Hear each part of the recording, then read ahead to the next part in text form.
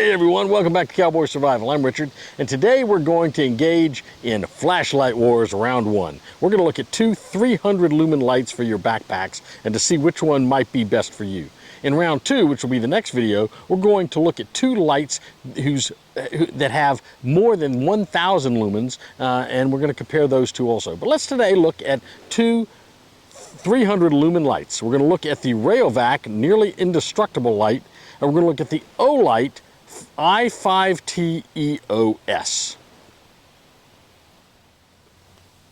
Our first light is the Rayovac nearly indestructible light. This light is about 5 inches long, weighs about 5.5 ounces. It uses to power this light, it's going to use in the tail, and I'll show you, a cartridge, I'll call it a cartridge, of 3 AAA batteries. And you put them in this little plastic cartridge, you drop that in there, and you're ready to go. It's got a nice O-ring on the base, so you can seal that nice and closed and keep it water resistant, keep water out of there.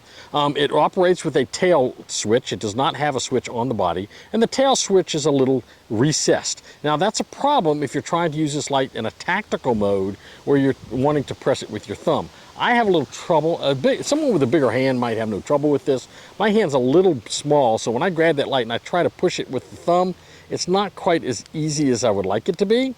So for me, this light's a little big, but if you have bigger hands, and I've got pretty small hands, if you had bigger hands, this light would be easier for you to handle in a tactical mode.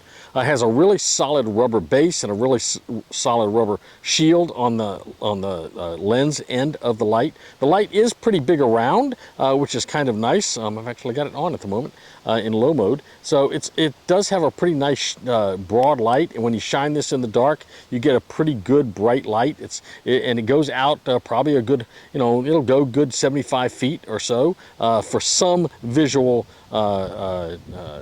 observation. It doesn't go out much further than that, and even at 75 feet it's not really bright, but it is a good useful light. I think it's pretty rugged. I think that this light would stand up to a lot of punishment. So our second light is the OLIGHT i5T EOS. This is a really small light. It's about 3 inches long, maybe 3.5 inches long, weighs less than 3 ounces, so it's significantly shorter and lighter than the Rayovac.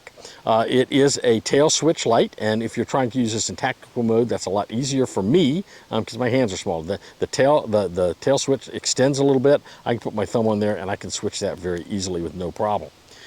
This light works off a AA battery. You simply screw off the base. It has a real nice O-ring, so you get a nice tight seal, and you dump out your AA battery. There it is, and we just stick that right back in there, screw that on, and again, you can feel it when you get down there. That O-ring snugs it up real nice. You get a nice tight seal on that thing.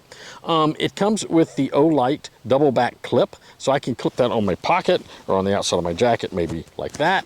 If I wanted to, I could take this and I could put this on the brim of my hat, and I can have a light on the end of my hat very easily because I don't have to take that switch off, or the clip off. The clip doesn't have to be reversed. It's already right there.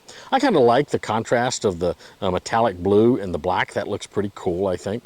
The light does not have a very big diameter on it.